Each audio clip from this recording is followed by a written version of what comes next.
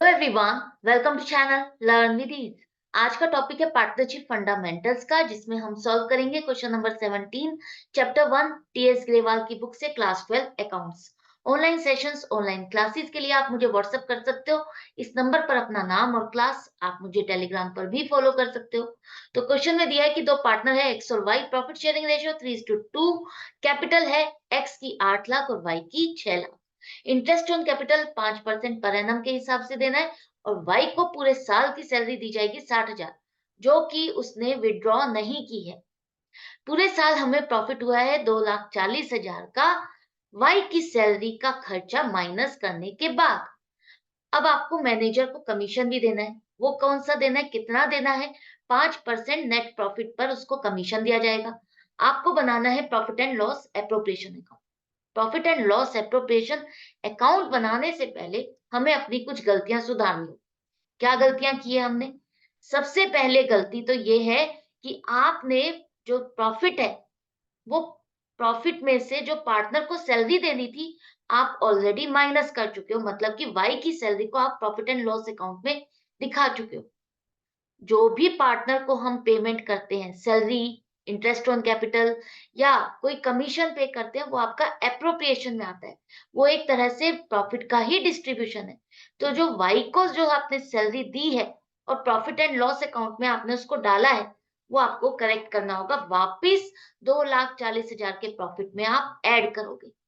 2,40,000 में वाई की salary add करोगे तो आपके प्रॉफिट हो गया 3 लाख। मतलब कि पूरे साल का आपका जो प्रॉफिट हुआ है, पार्टनर्स को देने से पहले, कोई भी पार्टनरशिप डीड के अकॉर्डिंग प्रोविजन करने से पहले, आपका प्रॉफिट कितना है? 3 लाख। इस ये वाला जो नेट प्रॉफिट है, इस पर अब आप मैनेजर को कमीशन दोगे और मैनेजर का कमीशन आपका प्रॉफिट एंड लॉस अकाउंट में डलेगा। प्रॉफिट एंड लॉस अकाउंट में इस खर्चे को आप बुक करोगे, एप्रोप्रिएशन में नहीं आएगा। बेशक आपको यहाँ पर एप्रोप्रिएशन अकाउंट बनाने के लिए कहा है, लेकिन आपको खुद देखना है कि मैनेजर एक तरह से एम्प्लॉय है जिसको आप कमीशन देते हो, तो वो आपका नॉर्मल दूसरे खर्चों की तरह डलेगा। तो 5% 3 लाख का 15,000 हो गया। अब 3 लाख में से 15,000 का खर्चा माइनस करने के बाद जो प्रॉफिट बचा है 2,85,000, ये अब आपका एप्रोप्रिएशन अकाउंट में ट्रांसफर होगा।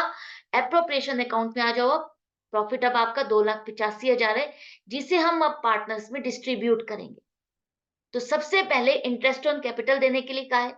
इंटरेस्ट ऑन कैपिटल 5% के हिसाब से एक्स का बनेगा, उसकी कैपिटल 8 लाख पर 40,000, और वाई का बनेगा 6 लाख, उसकी जो कैपिटल है उस पर 30,000। तो टोटल इंटरेस्ट ऑन कैपिटल तो आपका 70,000 हो गया।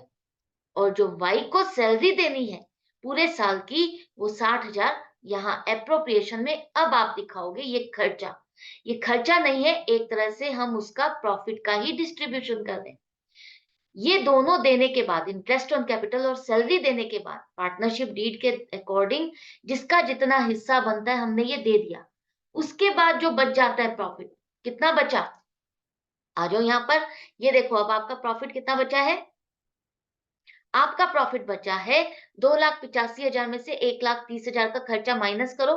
प्रॉफिट बचा 1,55,000, जिसे हम प्रॉफिट शेयरिंग रेशियो में डिस्ट्रीब्यूट करेंगे। एक्स और वाई की जो प्रॉफिट शेयरिंग रेशियो है 3:2, उसके अकॉर्डिंग एक्स को मिलेगा 93,000 और वाई को मिलेगा 62,000। प्रॉफिट है तो पार्टनर्स की कैपिटल में क्या होगा? एडिशन होगा, ऐड करोगे। और एडिशन होगा, इसका मतलब उनकी कैपिटल अकाउंट आप क्या करोगे? क्रेडिट करोगे। तो एक्स कैपिटल अकाउंट आपका 93,000 से क्रेडिट होगा और वाई का कैपिटल अकाउंट आपका 62,000 से क्रेडिट होगा। ये प्रॉफिट आपने उनके कैपिटल अकाउंट में ट्रांसफर कर दिए। एप्रोप्रिएशन अकाउंट आपका क्लोज हो जाएगा, टोटल बैलेंस नील। दोनों साइड का बैलेंस नील हो जाएगा। एक बात हमेशा याद रखना, profit and loss appropriation account का बैलेंस आप कहीं पर भी शो नहीं करते हो। बैलेंस शीट में इसका बैलेंस, क्लोजिंग बैलेंस कुछ नहीं आएगा, कहीं पर भी आप शो नहीं करोगे। क्लियर है? जो भी बैलेंस यहाँ पर आएगा, प्रॉफिट आता है, लॉस आता है, वो पार्टनर्स के कैपिटल अकाउंट में उनकी प्रॉफिट शेयरिंग रेशियो में आप ट्रांसफर करोगे। तो ये था एक क्वेश्चन। आई होप आपको अच्छे से समझ में आ गया कैसे अटेम्प्ट करना है, क्या वर्किंग नोट्स बनेंगे। तो मैं मिलती हूँ आपसे नेक्स्ट वीडियो में नेक्स्ट क्वेश्चन के साथ। आपको अपनी प्रैक्टिस जारी रखनी है। Good bye and take care.